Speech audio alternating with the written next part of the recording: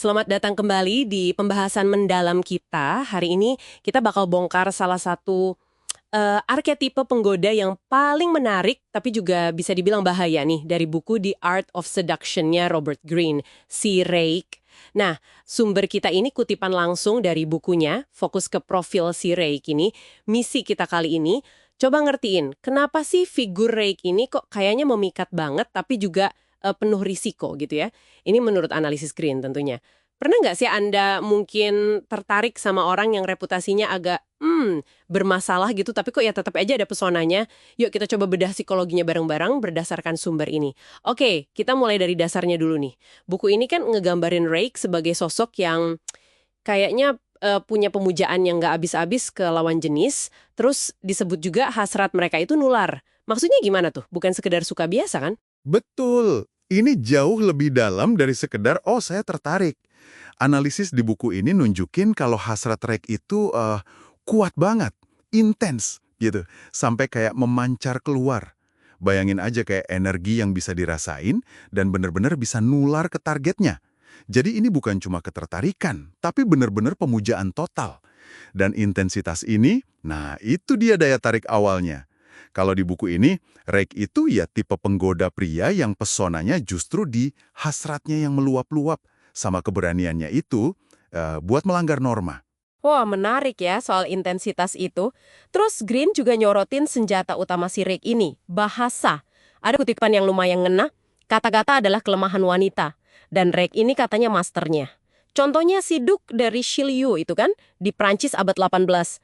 Katanya sih ganteng, tapi kurang ajar, jenaka, tangannya juga liar. Keberaniannya itu loh, ekstrim banget.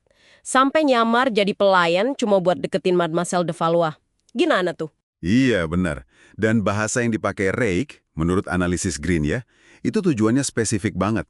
Bukan cuma buat ngobrol biasa, tapi buat ngebujuk, nyanjung setinggi langit, terus ngaduk-ngaduk emosi targetnya. Malah dianalogikan kayak, rayuan ular di Taman Eden gitu. Serem ya. Nah, keberanian ekstrim kayak Richelieu tadi, itu nambah lagi lapisannya. Jadi tindakan nekat demi hasrat, digabung sama kata-kata yang bikin mabuk kepayang, itu nyiptain aura, campuran antara bahaya sama kesenangan. Susah ditolak gitu jadinya. Ini bukan ngomong biasa, tapi kayak pertunjukan kata-kata buat memikat. Oke. Jadi campuran bahaya dan kesenangan ini kuncinya ya. Buku ini kita bilang kalau Rake itu nyentuh hasrat kita yang paling dalam. Hasrat akan hal-hal yang tabu atau terlarang gitu. Kayak Don Juan kan yang ikonik itu. Citranya sering dikaitin sama Rake Hell yang artinya dekat sama neraka. Kayaknya emang ada daya tarik ke sisi gelap itu ya. Sekali, si Rake ini, kalau kata Green, nawarin semacam, pelarian gitu.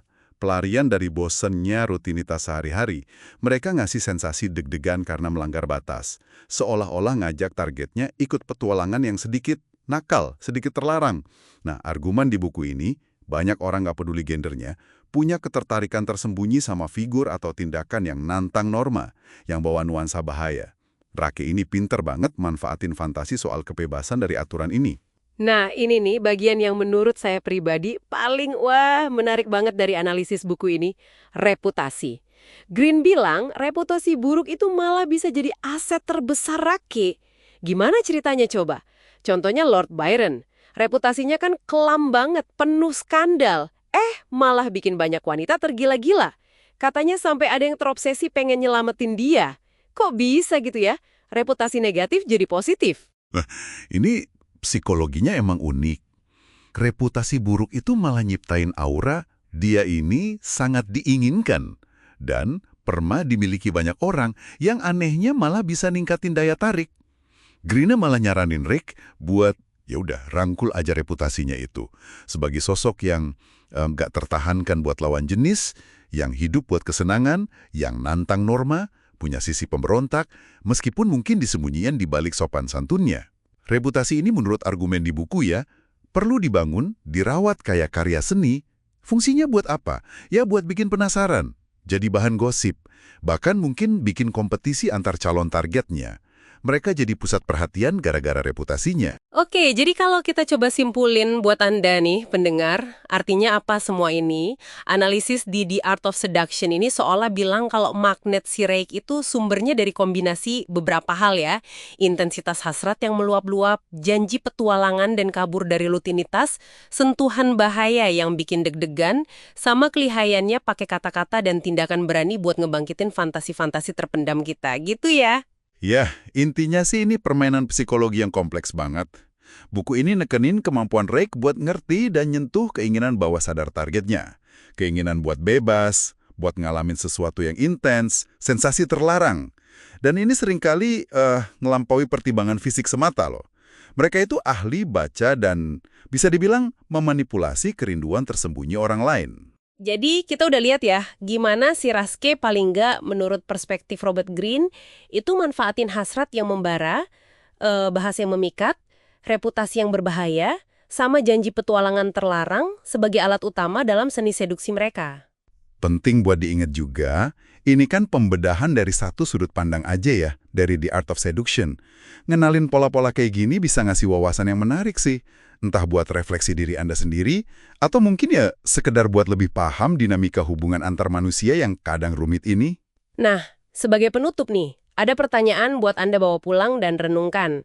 Seberapa dalam sih sebenarnya akar ketertarikan kita sebagai manusia sama hal-hal yang berbau bahaya atau terlarang ini? Dan kira-kira kapan ya sensasi deg-degan yang memikat itu ngelewatin batas, jadi risiko yang benar-benar merusak?